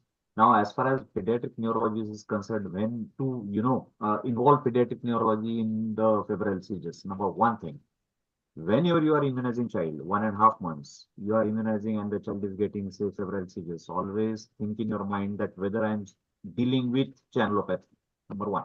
Febrile seizures, what Sanjay Joshi sir already told. Whether I'm dealing with channelopathy, SCN1A, Dravet syndrome, SCN2A, Dravet. So whether I'm dealing with any channelopathy, and in channelopathy, say less than 3 months, sodium channel blocker is the treatment of choice, and more than 3 months, it is contraindicated. So you have to always think whether I'm dealing with a channelopathy. Number two, she already covered up with different definitions, SFC, complex febrile seizures, febrile status, febrile seizure plus, and JEF plus. So you have to, and even in JEF plus or in FS plus, when the seizures more than 5 years, the child is, say, throwing febrile seizures, no need for any medications, no need for any continuous prophylaxis. You can give just intermittent prophylaxis. There is no need for EG per se in simple febrile seizures, but when the child is having febrile status, when the child is having complex febrile seizures, recurrent febrile seizures, always think about the EG. Thank you. Thank you, Dr. Neha. Thank you, sir. Thank you, Neha madam. Over to you, Dr. Sachin Patel. Yeah, thank you. Now we are at the end of this session. The last most important topic is status epilepticus algorithm, and that will be delivered by Dr. Parikshit Devre sir from Dhulia. Now I request Dr. Parikshit sir to start the session. Over to you, Dr. Parikshit.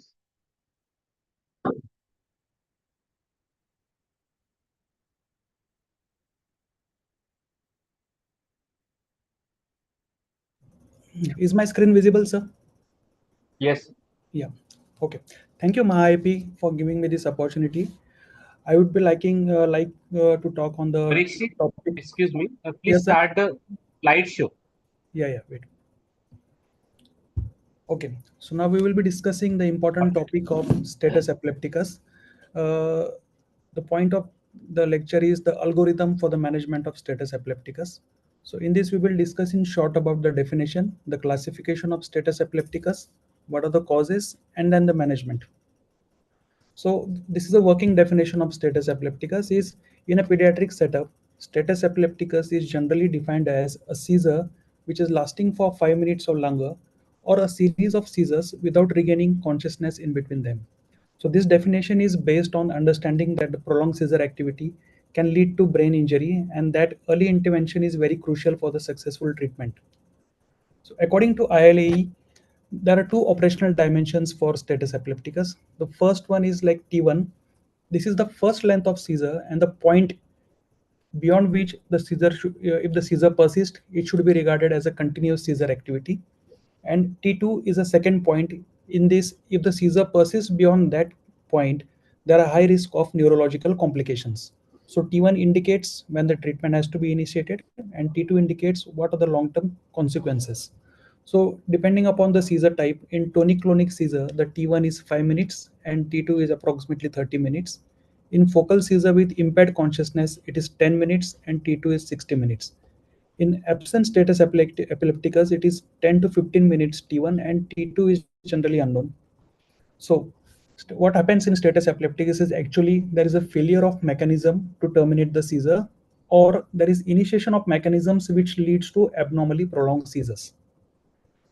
So ILAE has classified seizure status epilepticus on the basis of 4 axis frameworks, that is semiology, etiology, EEG correlates, and the age of the patient. Semiology is like the clinical presentation, how the patient comes, whether it is with motor activity or not motor activity. It can be defined as convulsive or non-convulsive status epilepticus. On the basis of etiology, what is the cause of that seizure? EEG findings like pattern, morphology, location, and any other changes during the treatment. And age of the patient, depending upon whether the patient is neonate, infant, childhood, adolescent, adult, or elderly. So depending upon the semiology, the status epilepticus is divided into two parts: motor, with motor symptoms, and without motor symptoms. With motor symptoms, it is convulsive status epilepticus called as tonic-clonic status epilepticus. It is generalized convulsive, focal onset with bilateral convulsions or unknown. It can be either myoclonic with coma, without coma. It can be focal with repeated focal seizures like Jacksonian march, epilepsy partialis continua, adversive status, ococlonic status, and ictal paresis, tonic status or hyperkinetic status, and status epilepticus without prominent motor symptoms like with coma and without coma. And in without coma, it is like generalized, focal, or unknown. In generalized, it can be typical absence status, atypical absence status, myoclonic absence status.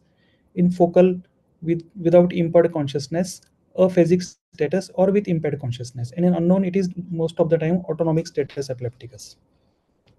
Etiology, it depends upon what is the cause of the status epilepticus, whether it can be acute cause, remote cause, progressive cause, or it can be related to some of the electroclinical syndromes of the epilepsy.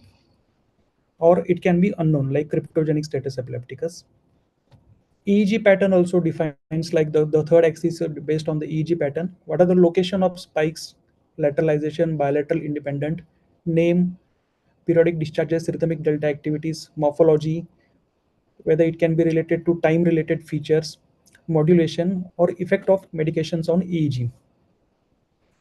On basis of age, the status epilepticus can be neonatal, infancy groups, in childhood, in adolescent, or in elderly. So what are the various causes of status epilepticus? Now the madam discussed about febrile convulsions. It is one of the common cause. Epilepsy related to epilepsy syndromes in which the patient is not adherent to the medicines, subtherapeutic doses of medicines are given, or there can be changes in the seizure pattern.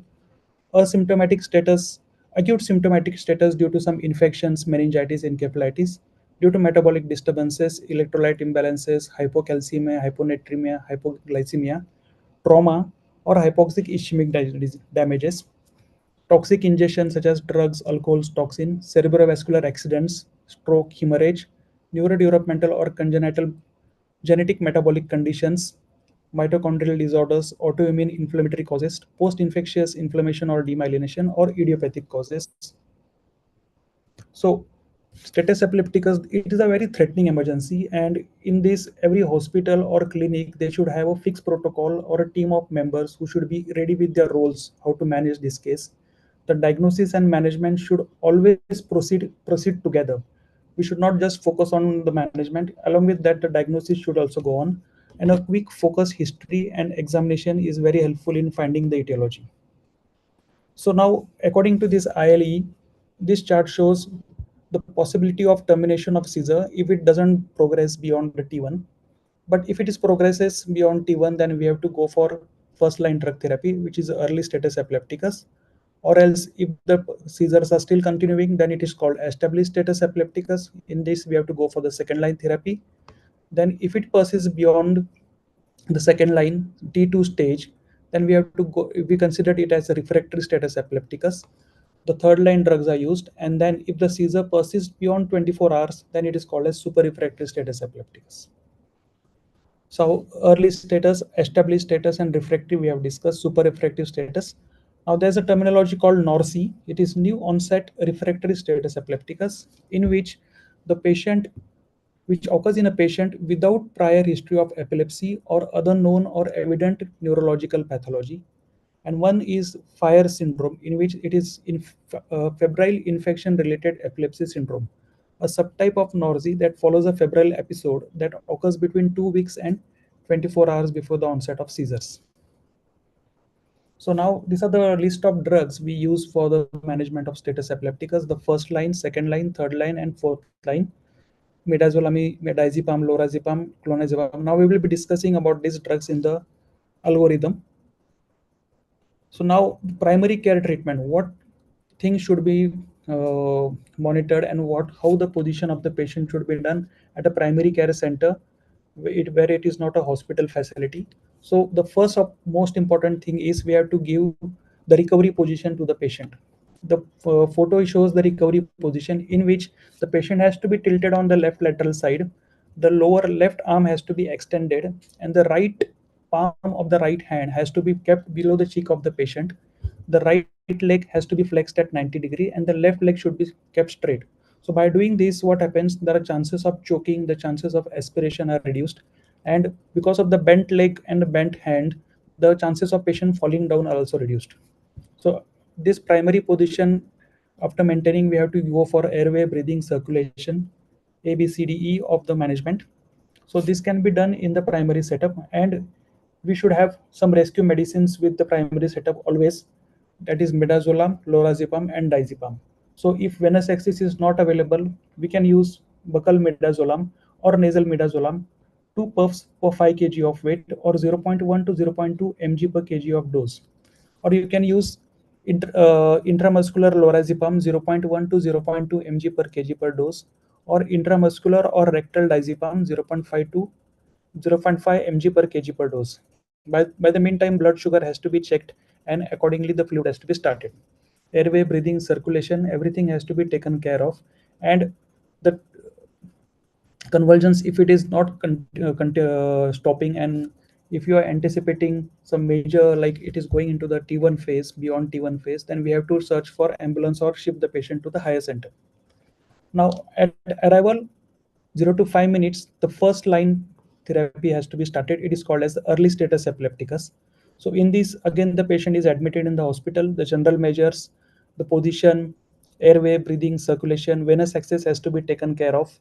All investigations, routine investigations, CBC, calcium, magnesium, potassium, electrolytes, ABG, VBG has to be taken, and blood culture if the patient is having fever.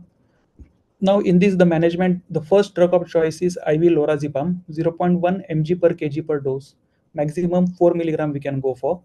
Or you can go for diazepam 0.2 to 0.3 mg per kg, maximum 10 milligram. Or midazolam 0.15 to 0.2 mg per kg, maximum up to 5 milligram. If IV access is not established, then intranasal, buccal, or rectal routes can be used.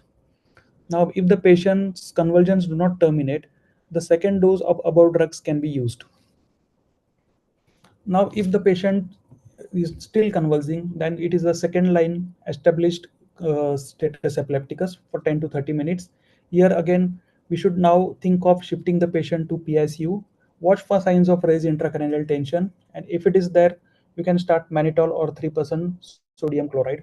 Here the management is like IV phenytoin 20 mg per kg in normal saline at 1 mg per kg per minute, or IV fosphenytoin, 20 mg per kg of phenytoin, which is or at a rate of 3 mg per kg per minute with heart rate monitoring. IV levetiracetam 32 mg per kg per dose, 3000 to 4500 milligram is the maximum. IV phenobarbital 15 to 20 mg per kg, IV sodium valproate 20 to 40 mg per kg, or IV lacosamide 7 to 10 mg per kg.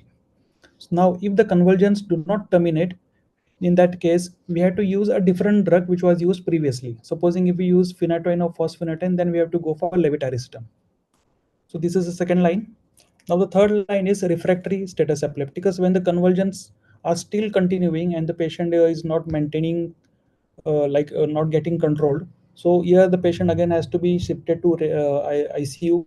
We have to watch for the signs of raised intracranial tension, look for rhabdomyolysis, cardiac arrhythmias, sepsis, hypersensitivity to anti-epileptic drugs also, monitor organ functions. Here now we have to go for midazolam 0.2 mg per kg IV bolus, then which is followed by a continuous infusion at 1 microgram per kg per minute, and it has to be increased by 1 microgram per kg per minute every 5 to 10 minutes till the seizures stop, up to a maximum dose of 30 microgram per kg per minute. And then the tapering has to be initiated after 24 hours of seizure control at 1 microgram per kg per minute every 3 hours. Or next, we can use high dose phenobarbital 5 to 10 mg per kg bolus every 30 minutes, up to 120 mg per kg over 24 hours. Target seizure control and burst suppression maintenance up to 40 mg per kg per day. Or we can go for propofol. Loading dose is 1 to 2 mg per kg, followed by a continuous infusion of 1 to 2 mg per kg per hour. Maximum we can go up to 5 mg per kg per hour. Or we can go for thiopenton. The loading dose is 5 mg per kg bolus, followed by 3 to 5 mg per kg per hour infusion. The rate has to be achieved to achieve burst suppression, followed by tapering over 24 hours. The next drug is topiramate. It has to be given through the orogastric or nasogastric tube. 2 to 5 mg per kg enteral loading dose, followed by 5 to 10 mg per kg per day, maximum up to 25 mg per kg per day, while tapering the anesthetic agents. Ketamine can also be used in the dose of 1 to 2 mg per kg. Now, if the convulsions still persist beyond 24 hours, now this is called as a super refractory status epilepticus. Here, the patient has to be shifted to a higher center like neurocritical care center, where the pediatric neurologist and the intensivist will manage the cases.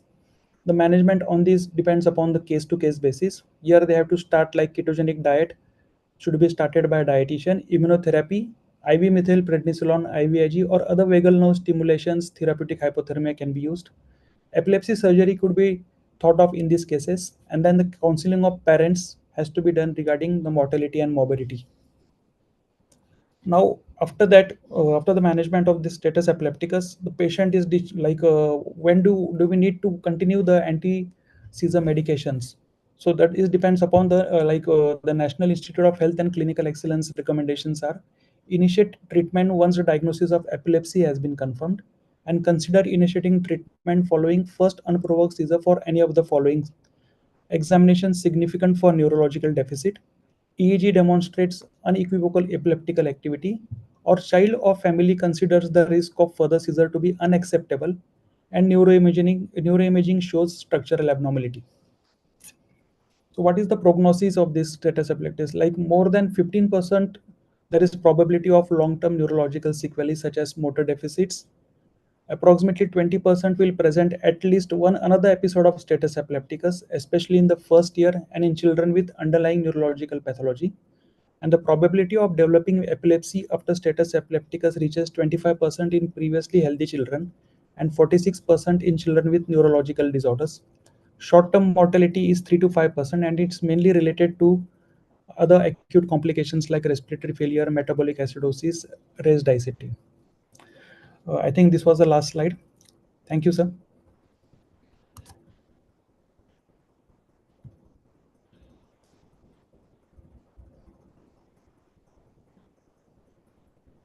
Thank you, Dr. Parikshit. Dr. Vishwanath Kulkarni, sir, your expert comment, please. Yeah, thank you. Thank you, Dr. Parikshit, for such a elaboratively covered febrile status or status epilepticus protocol. You have talked excellently about T1 and T2 timings, which are the recent additions as far as the Indian League of this one, International League Against Epilepsy. That is T1, where the treatment should be started, and T2, where the long-term consequences like neuronal death are considered. They're very important one, and which the as a pediatrician one should be knowing the T1 and T2 timing. At the same time, the 4-axis management, the age of the child, the semiology. What semiology means, whether it is focal seizures or whether it is generalized seizures. The third one is the etiology. You have to hunt for the etiology while starting the management. When you are treating, at the same time, you have to hunt for what I'm, dealing with. What is the cause of the particular status? And fourth one is the EEG.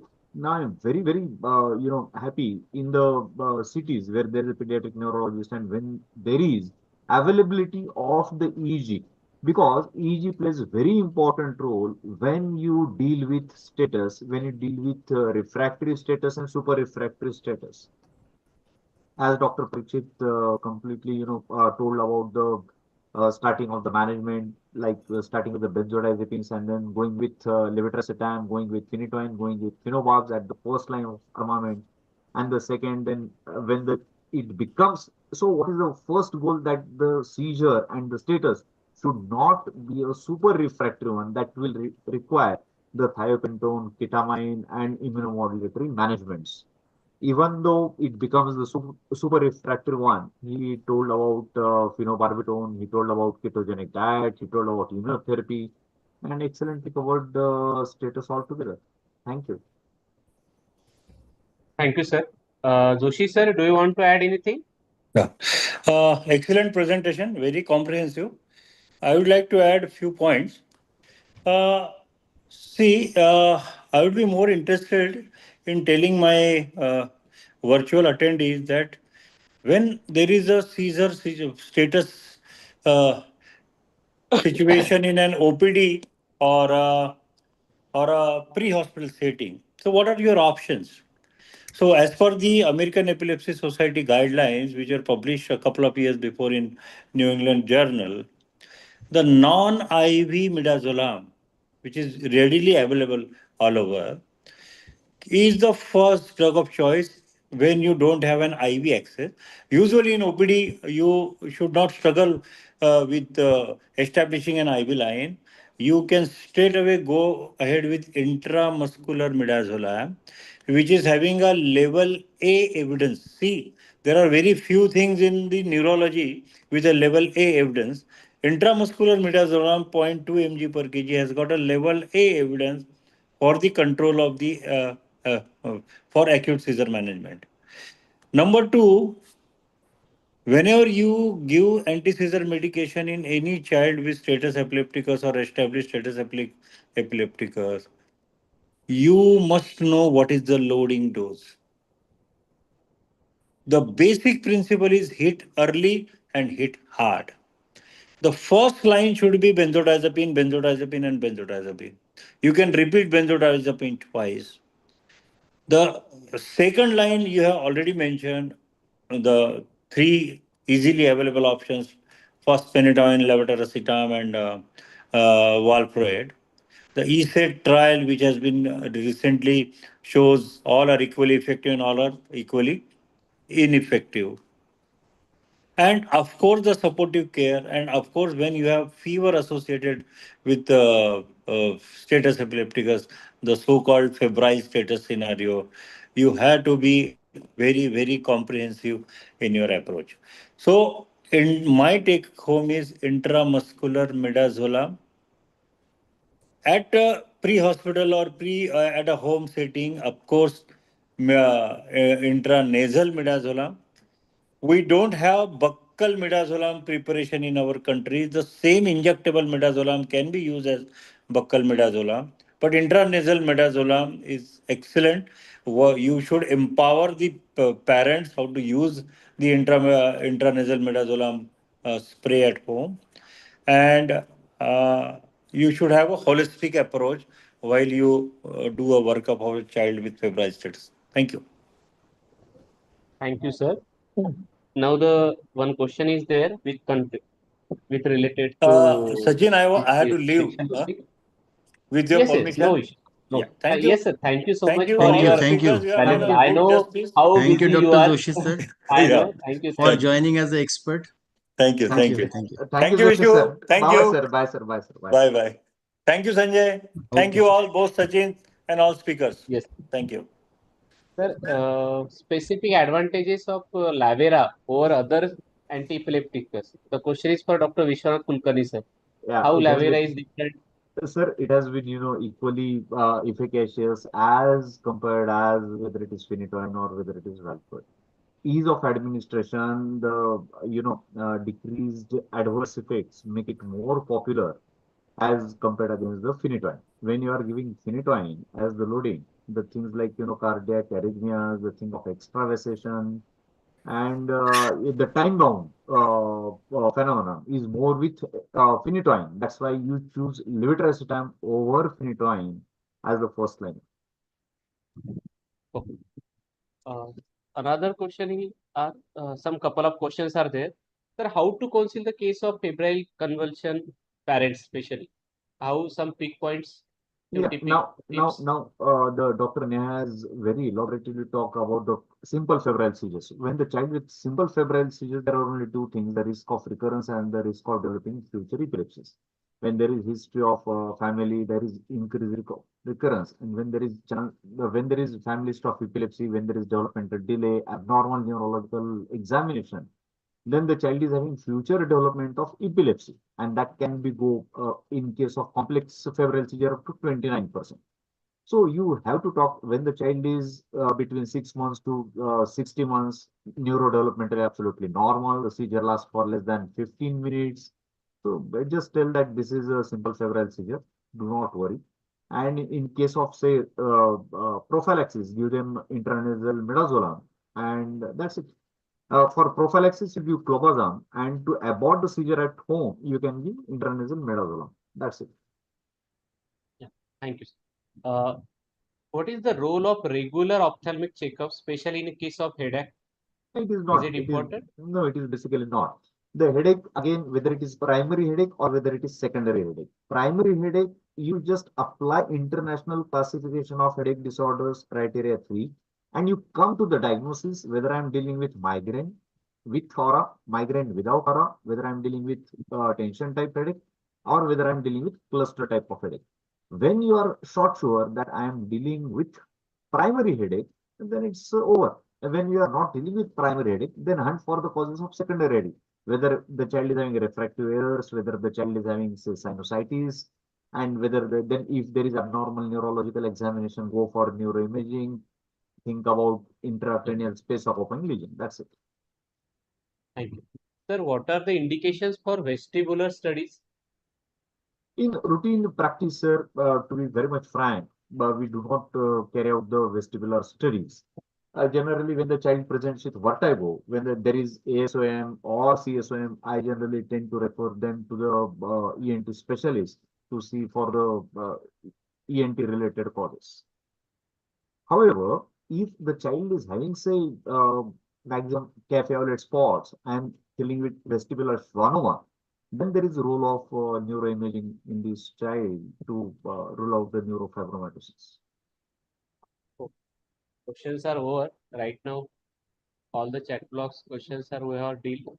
Pakmode sir, Yes, excellent want presentations to by add all anything the or excellent presentation by all the presenters, and very common conditions, though I mean they told so many insights into these common conditions, and all the experts have put their experience so that they could enrich our knowledge and will help in the practice of all the people who are attending today's session. So already it's 11 because 5 presenters are there, so it becomes very tough job, and we cannot ask them to every time to make it short because they are presenting, they are making it, so it feels like them now I should tell something. Okay, no, Vinas sir. yes, sir? Yes, You I want to think excellent presentation, and I mean it's too good. Lot to learn. Every time I'm observing one thing. Our next presentation is better than the previous session. So we are maturing. Our speakers are great, and our experts are also very useful. Thanks to one and all for being the part of this program. Thank you. The Sachin for wonderfully moderating the session and keeping the time constraints, means without hurting them. That's a great thing. Now I request Dr. Yash Banai sir. Dr. Yash for the vote of thanks. Yes. So good evening. It's my honor to present a formal vote of thanks. So with going to the respected armed forces, and I would like to first thank our President Pak More sir for giving an apt representation from all segments of Maharashtra and giving this platform for this Friday Ka Punch with MAHAIAP and Ms. Pallavi from MAHAIAP office providing the technical support. Sachin Patil sir, Dr. Vahadane sir for aptly moderating it, Sanjay Deshmukh sir, the convener, scientific chairman Minaj sir for giving the various input throughout, and our subject experts Sanjeev Joshi sir and Vishwanath Kulkarni sir. I should also point and thank our MMC observer, because of which we have additional gracious mark Dr. Vijay sir from Nashik, and in absentia Dr. Amol Pawar. Yes, all the presenters without spinning the head, Dr. Payal, the married men's headache, Dr. Piyush, and Dr. Neha, Dr. Parikshit, Dr. Piyush. Thanks a lot. And all the women cell chairperson, Dr. Jayashivalkar, editor, Dr. Rishi Lodia, and Dr. Pranoti Jadhav. Thank you all on behalf of MAHAIAP for this platform and a learning experience, great learning experience. Over to Patil sir, Dr. Sachin Patil. Now he officially confirms that it is the end of this session. Absolutely. Log out now. Thank you, Pallavi madam. Thank you, sir. Thank you. Thank you, Thank you Pakmore all. sir, Sachin sir, Chalo, Chalo, good Minaj night. sir, bye bye. Yes.